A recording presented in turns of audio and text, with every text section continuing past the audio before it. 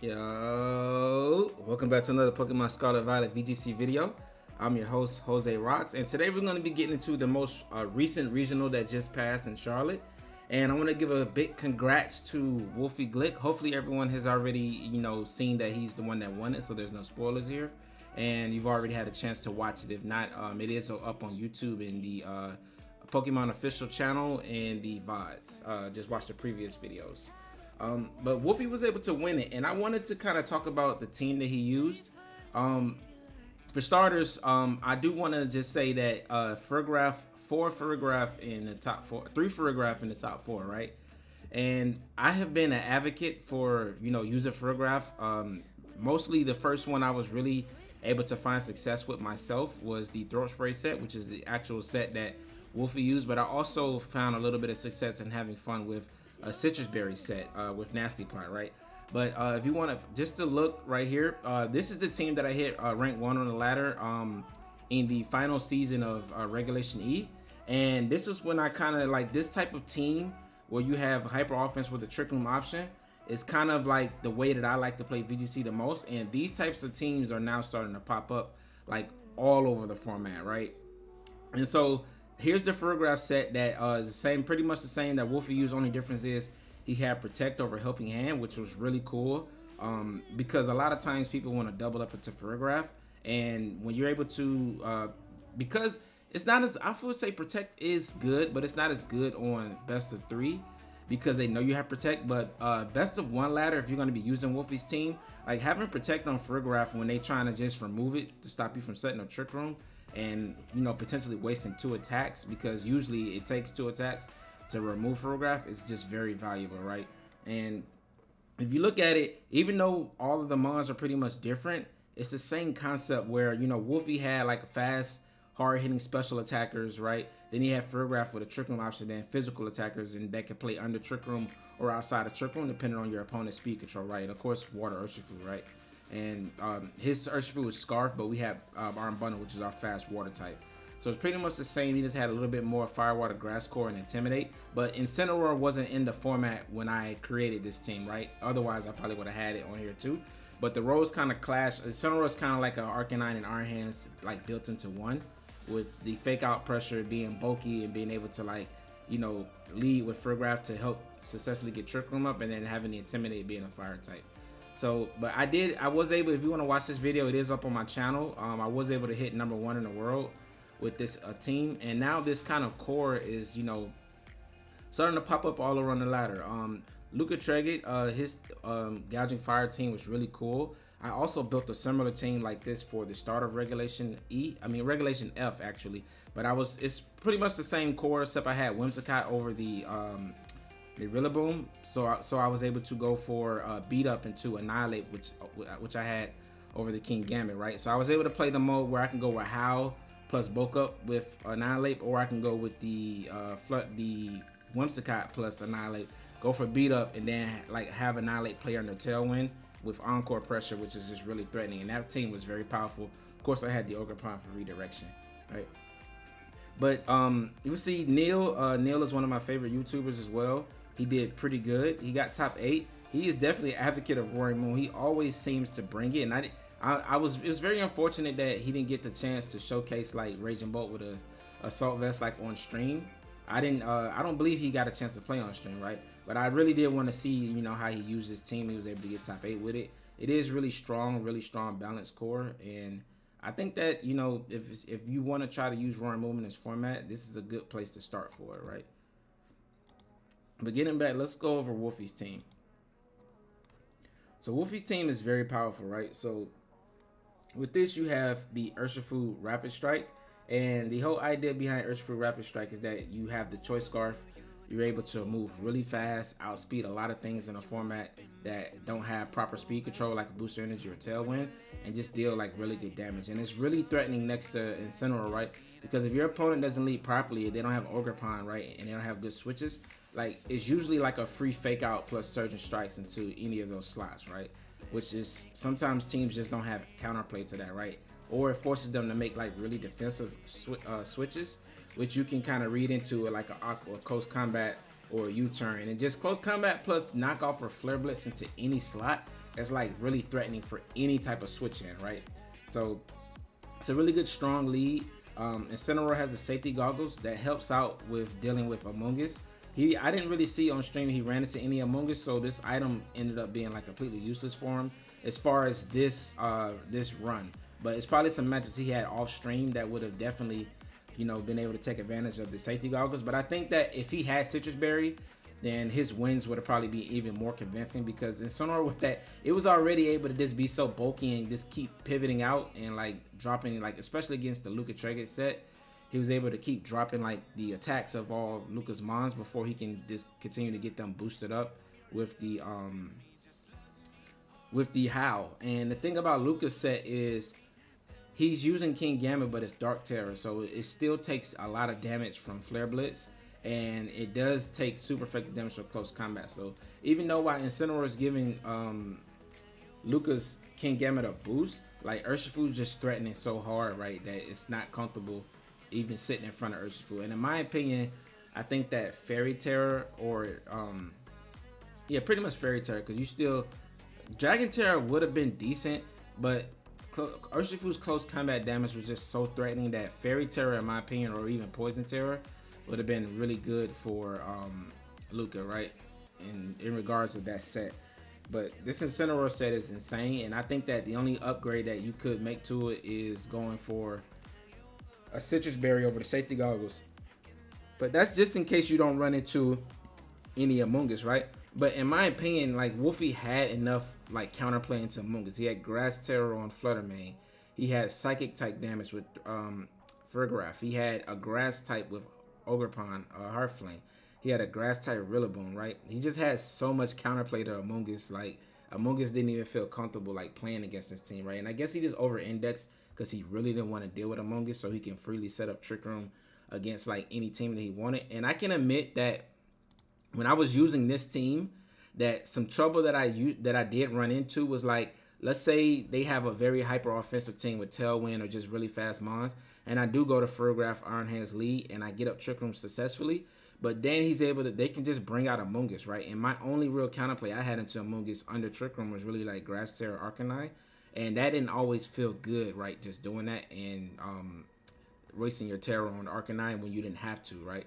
So I do admit that the safety goggles does help with Among Us, but like I said, I feel like he had enough counterplay to Among Us that he didn't really need it, in my opinion. So Citrus Berry, I think, would be just an upgrade to this Incineroar set.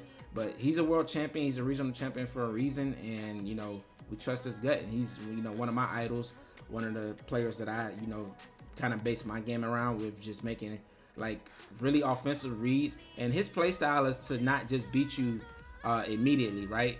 He can see like KOs and obvious KOs in front of him and obvious like damage, and he just doesn't go for it, right? He just goes for like the opposite play that makes you look kind of silly when you were covering for him going for like a really offensive play, right?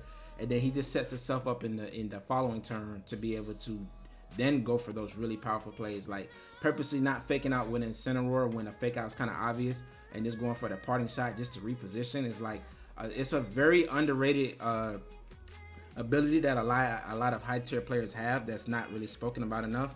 It's just about not taking the obvious like KOs and obvious damage that's right in front of you, and it can just really set you up for, you know, winning the end game. And I think it's very cool that Wolfie he did win Players Cup 2 with a similar team, right? He had the Urshifu, Incineroar, and Rillaboom Firewater Grass Core, and he had it was Colossal, right, which is another fire type. So he had double fire type just like he has here, right?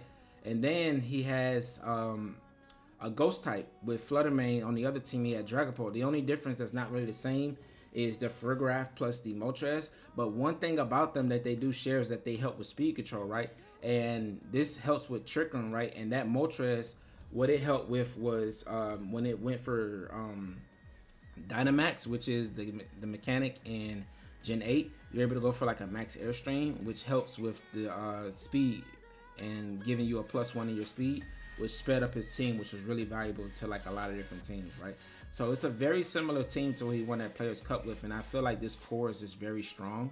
And you know, I'm interested to, you know, continue to play against stuff like this and see how good Farigiraf is. Because like I said, in Regulation E, I saw how good it is, and I just also dropped a video recently. If you guys want to watch that, showcasing Farigiraf. Let's go back to my page, and it was this video right here. We'll pause it. Let's move it up just a little bit, right? And here's my team that I just featured. Well, this is not actual the video, but let's go back. It's the same team, but it was a video that showcased it a little bit more. It's this one right here. All right, so we're gonna wind it just a little bit. There we go. So here's the team that, and this is also the video that I showcased. And in this video, I specifically showed you how you can have a hyper offense team. So you see we have Tailwind, Sunny Day, Walking Wake, Flutter Mane, Iron Hands, right? We have a very fast core, but then we also have a Trick Room core, which also has some with Torkoal, Farigiraf, and Iron Hands, right? And the idea of leading Iron Hands with Farigiraf was that you can counter any type of Tailwind team. They just cannot click Tailwind into you. And you can also like just play towards the end game where you have your Tailwind in the back, or just play with like Walking Wake and Flutter Mane under Trick Room. So this was a modest Flutter Mane, so that just in the event that we went against faster Flutter Mane, that we undersped them while we're under Trick Room, right?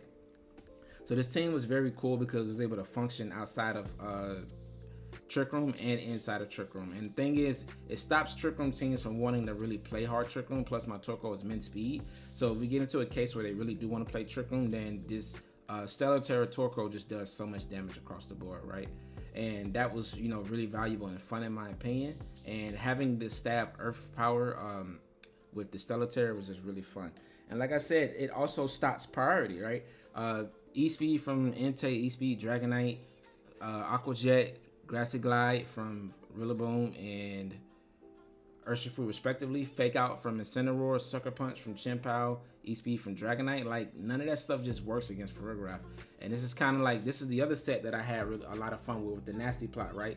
And it just kind of shows you just how good this mon can be. Like, Farigiraf, in my opinion, is a top 5 Pokemon in this format. And that might be saying a lot because it's a support mon, but it can do damage if you build it properly. Like, you can go with the Throw Spray set, or you can go with this Nasty Plot set, right?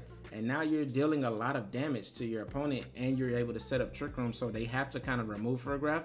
And when they remove Farigiraf while you have Trick Room up, then you get your Trick Room sweeper in, or you get another mon that's not really a sweeper but can play well under Trick Room because it's like a middling speed tier. And you know, that's just shows how good Farigiraf is. It's a top tier Pokemon to me. Like I said, I think it's top 5, right up there with Incineroar. You can put whoever else you want to put in your top 5 to fill out the other 3. But I do think, in my opinion, Farigiraf and Incineroar are both top 5 Pokemon, and they're both support. Like, they do so much for the team. They function so good together.